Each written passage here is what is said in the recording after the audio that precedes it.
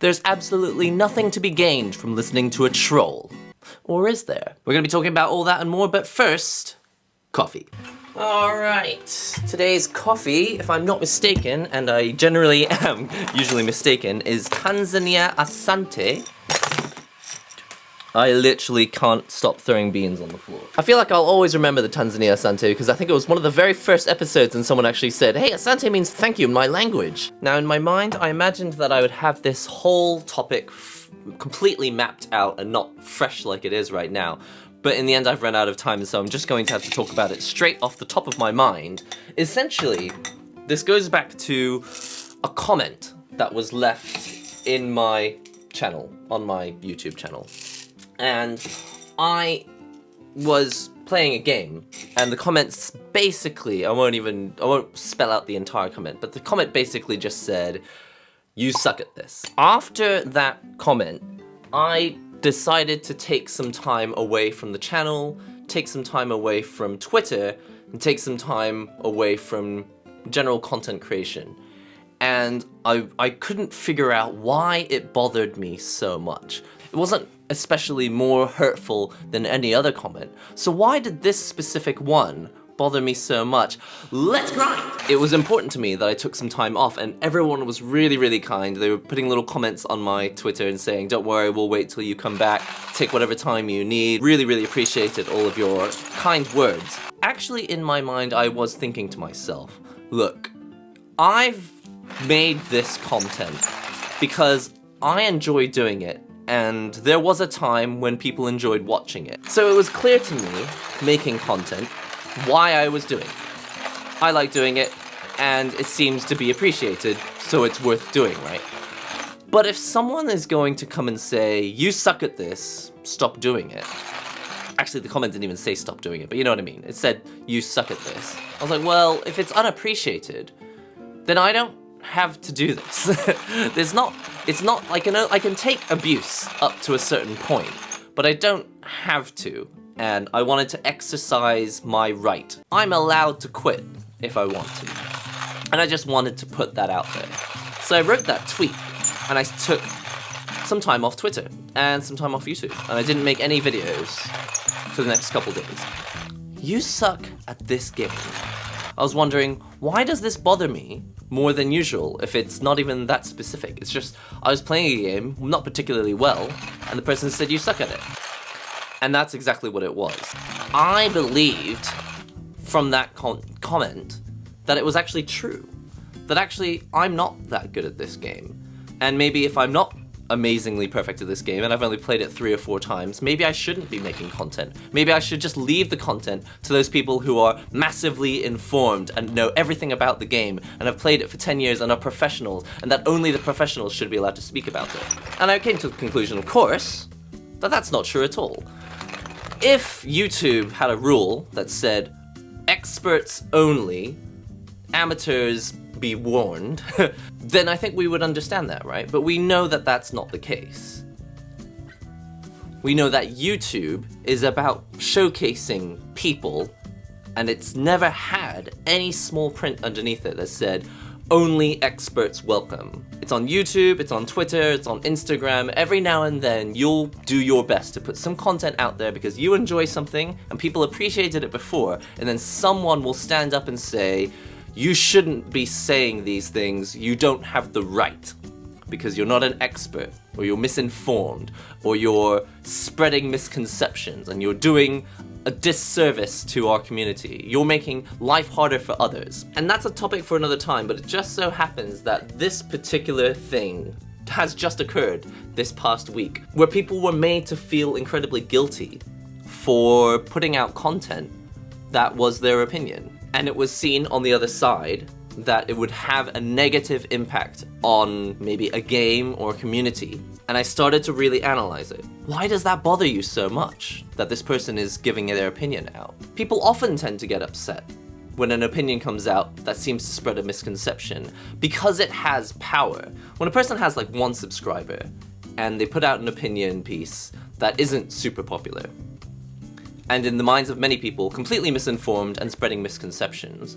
People tend not to get that upset about it, because they feel like, well, this opinion's not going to spread very far anyway, so just let it be. But once you have a certain degree of influence, and there are people who disagree with you, then they're very quick to swoop in and attack.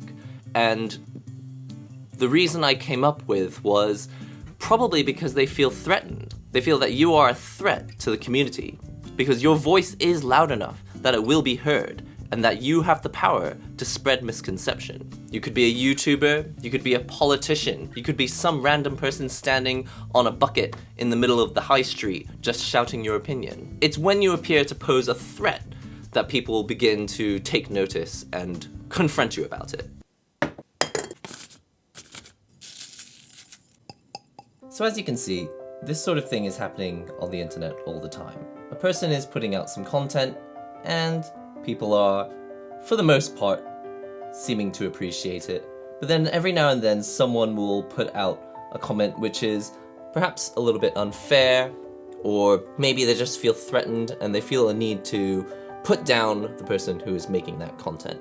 And often the case is, it's just that because of the sheer number of people and the views that video is getting, maybe they feel just a little bit threatened by it. Who knows? Maybe that's the case, maybe it isn't the case. But in any case, I received this comment which said, basically, you suck. And it really wasn't any more complicated than that. And I was trying to figure out why that bothered me so much. And I started to realize that, partially, I thought maybe it is just true. Maybe I do just suck at this.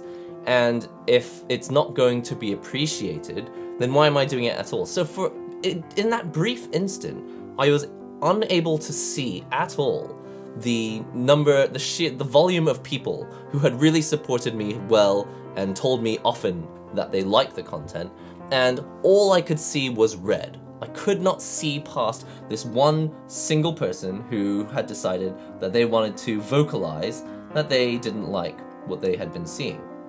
And I completely lost perspective. I was just like, I'm gonna be off Twitter, I'm gonna be off YouTube, I just need to think about why this is bothering me. And I guess also I had an inkling in my mind that it wasn't actually that I need to quit, and that maybe if I gave it a few days to think about it, I would come to some sort of reasoning as to why I was feeling this way. And that's when I came to a sort of more interesting conclusion, that when I realized it could have been my own family member, it could have been my best friend, could have been someone I met that day, I realized that either way, it didn't matter who it was. This comment just bothered me, and I didn't know who it was, and they had zero context. And that's why I realized that this comment was bothering me because I was at the needle that broke the camel's back. I had reached a certain point where if anyone said anything, even remotely cruel, that it was going to break the camel's back, as it were. And so in a way, it wasn't that this particular comment was especially harsh, but that the timing was just really bad. And that I didn't need to put all the blame on this one person and this one thing that they said. That in fact, really, it doesn't really even matter how offensive you want to be, or how offensive you feel that you were. Often, even if you say something that isn't very offensive at all, you never know when it could be the last straw for someone. And that we need to be so careful, or you don't have to be, but personally, I want to be more careful about the way that I use my words, because I never know when it could just be the wrong day for a person, and that saying something that I think is generally not that offensive could well be the one thing that that person didn't need to hear today, and who knows what they may do after that. They may go on a rampage and bother some other people and transfer my annoyance onto other people as well, just because it was the wrong timing. All right, let's put this coffee on here. Oops, it's spilling everywhere. All right, let's try some of this Tanzania Asante. Looking pretty tasty. It's so weird to smell coffee right up next to the coffee. You can see it there. And I smell literally nothing. It just smells like hot water to me. It's so weird.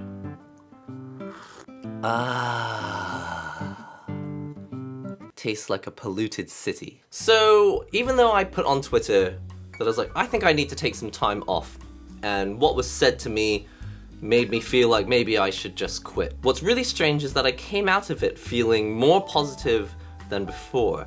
And that in fact, although a trolley comment could be the last straw for you, you never know when it could be just for that particular person, the one thing that they did not need to hear today, and it just broke them completely and they ended up needing to take 3 months off YouTube or 6 months off YouTube or years away from YouTube. In my case, it was literally just 2.5 days. But I realized that although it does have that risk, in anything that we say to any of our friends, could be something that you go and say to a family member today, you may well truly believe that what you said was not offensive in any way and shouldn't be construed as an offensive remark in any way. You never know what kind of situation that person could be in, what events could have happened in their life, or what events could have happened earlier that day that could cause them to, when they hear what you're about to say today, break.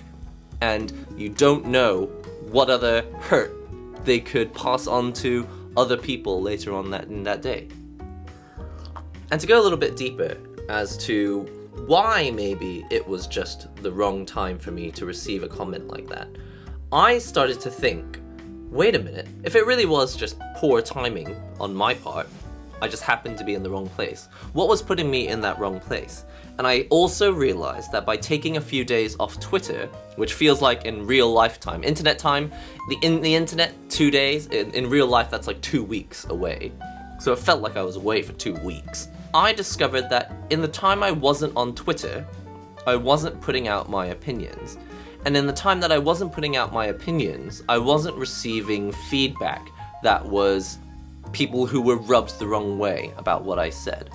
I like to think that in the tweets that I put out, I'm as thoughtful as I possibly can be, and I like to cover as many bases as possible so that people don't become offended. But like it or not, there are gonna be people who don't like what you say. And for example, there was one a long time ago where I think I said, oh, I'm just having a bad day with my PC, I really give up with PCs. And there was a comment that said, all you do is spread negativity about PC users. And that really frustrated me at the time because that actually wasn't my intention at all. Just like by making that game video that I made and getting that comment saying you suck, it's like, wait, my intention was never to show that I'm good at this. I just thought it was entertaining the way that I was playing it anyway. I felt that even though I wasn't a pro, that I had some sort of value to provide. And the reason that it bothered me so much was probably that I had lost confidence in the fact that I thought it was providing entertainment. And so if I were 100% confident that this content is providing entertainment for some group of people, then it doesn't really matter what troll comment comes along your way, because you're like, don't worry about it. Maybe it's not for you, but I know that this is providing some sort of value for someone else. But in that moment, clearly I was in a state of mind where actually I wasn't really sure if playing this game without being a pro at it was actually providing entertainment value. And so it really worked in on my insecurities. And so I put it on Twitter that I had been upset by something that had been said to me. And the next thing that really interested me was the number of comments that said, don't take it so seriously. Well, they don't know what they're talking about, they're just trolls. And I started to think about that as well. Because there were comments that were saying, don't worry, take your time, if you're upset then that's fine. But then on the other side, there were supportive comments, which I'm 100% sure they were trying to be supportive, but they were saying, don't take it so seriously. And I feel like when you're upset, the last thing you want to hear is don't take it so seriously. Because maybe it's something that means a lot to you, and so the whole point is that you want to take it seriously. I'm gonna cry after this match, because I'm taking it seriously. It's not because I can't take a loss, it's because that's how much it means to me. It means so much to me that I don't want to play you ever again. It means so much to me that I'm upset that I lost, that I'm gonna cry about it. And the phrase that I keep using is, it's my party and I'll cry if I want to. So that comment, don't take it so seriously, really did help me identify one more thing that I would love to be part of changing on the internet. Which is that sometimes it's okay to be upset. It's okay to be sad. There has to be some reason why humans get sad, right? It's probably to help us identify what situations we don't want to be in again, right? And so if we prohibit being sad, and if we disallow venting on our Twitter feeds and venting in a YouTube video and being upset about stuff, it's highly likely that instead of getting rid of being sad, what we're doing is just hiding sadness, and it's still building up somewhere else, and it's going to explode and manifest itself in some sort of violent outburst. You never know. That's on the personal side. I want to be at peace with being upset sometimes, being sad sometimes. In fact, when I was a kid, I would say that I went through phases where not only was I sad, but I would look at people who were, like they say in Japan, they say ryaju, which means in real life they're fully charged and happy. You look at the fully charged happy people and you're like, I don't want to be like you. I'm depressed and I'm proud of it. I wouldn't have it any other way. And I would say that I still have moments like that. There are definitely times when I think to myself, yeah, I'm feeling a bit melancholic, but there are some composers who were desperate to have that melancholy in their lives because it was such a creative motivator. There are creators out there who would kill for your sadness and your melancholy, but they can't have it because for whatever reason they were born into wealth and maybe they don't have the situation and the stories that you have. Maybe they don't know how hard it was for you, and maybe they don't realize that you would much rather not have had those experiences, but from their side, it's actually something that they kind of want. So I have sad times and upset times, and I'm proud of them. They make me who I am, and I wouldn't be able to make a video like this today if I had never been sad in my entire life, or had buried all of my sadness and upset days away for no one to see. And so in this case, I don't think what was said to me was particularly bad, but it was the stick that broke my back, and I had to take a couple days off. And in that time off, discovered that my time away from Twitter, I was a little bit displeased with the need to quell your sadness and upset feelings. Almost like we're being made to feel guilty for showing any sign of weakness when we're online. And so the risk here, and actually I was having a conversation with Stu in Tokyo, or where's Stu, whatever you want to call him now. We were having a quick discussion about this, and it's clear that another negative side effect of this, if the internet fails to be a safe place to show your emotions, whether you're in a good day or a bad day, then it quickly becomes a place where we feel that we must only show our good days. And so we have Instagrams that show not exactly who we are, but who we want to be. We have Twitter feeds that show only our successes and none of our losses. We have YouTube videos that only focus on when we were able to buy something really expensive and none of the times when we were struggling and really needed to, instead of spend money, maybe save the money. Basically, our social medias, which were encouraging us to upload every aspect of our lives, it was met with such resistance on the internet, in the comments, on replies, on live chat, that I would say that many of us have ended up only showing the positive aspects of our lives online. And this is where it gets extremely dangerous. Because if you only show the positive aspects of your life, then let's say that we have 100 people and 99 of them are only showing the positive aspects of their lives. Then when it comes down to you and you're watching your Twitter feed and seeing, oh, this person won this tournament, and oh, this person's going out with friends, and oh, this person's having a great lunch, and oh, this person just bought something really expensive, you get to the point where you feel like you're the only one who's having a bad day. Oh, I lost my job today. Oh, my boss said something mean to me today. Oh, I'm really struggling for money right now. Oh, I put loads of time and effort into this thing and I end up losing anyway. I would say that the average person has dozens and dozens of negative things that happen to them every day. But the power of positive things is that, I mean, you've probably experienced this yourself, where everything can go wrong in a day, and then one thing that one person says to you, like, hey, you know, you look really good today, and that might not even be related to anything you did specifically. You did nothing special with your hair. Something as simple as that can make you go, thanks. Oh, I was having a really bad day, but that really makes all the difference. What this discussion made quite clear in a fairly bleak way is that although the internet has become a place, or Twitter rather, or social media rather, has become a place where it really doesn't benefit you to put up anything that's negative or related to negativity, or venting, or moaning of any sort.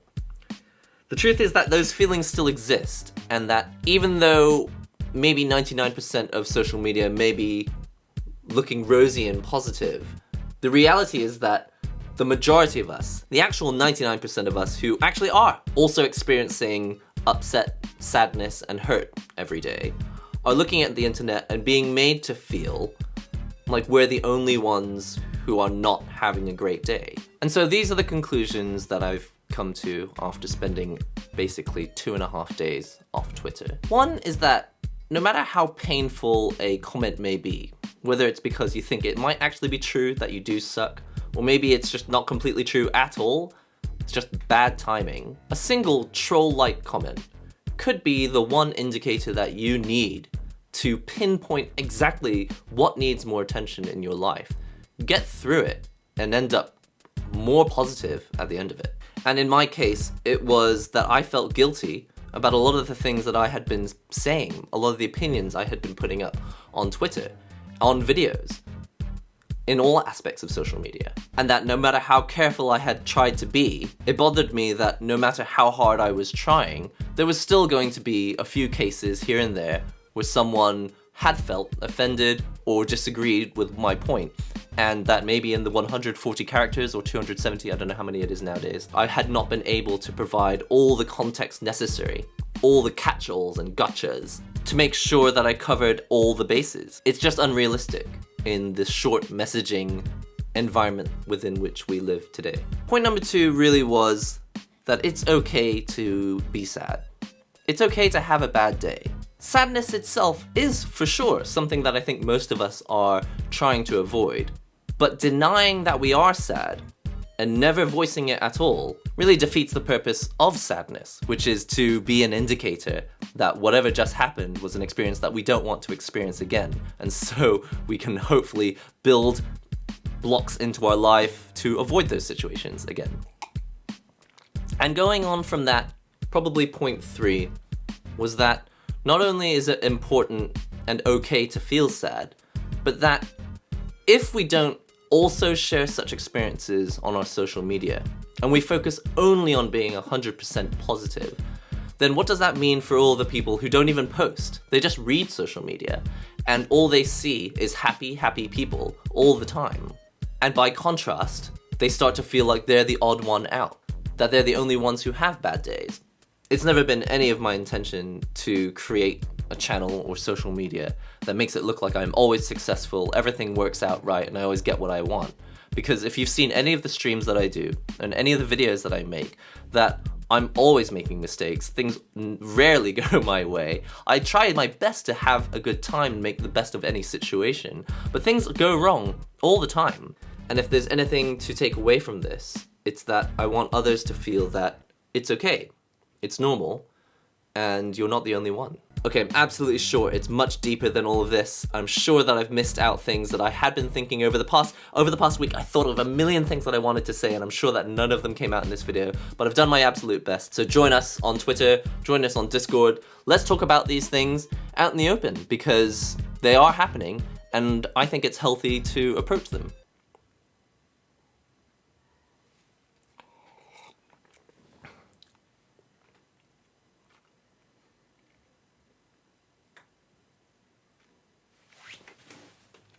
So what do you think?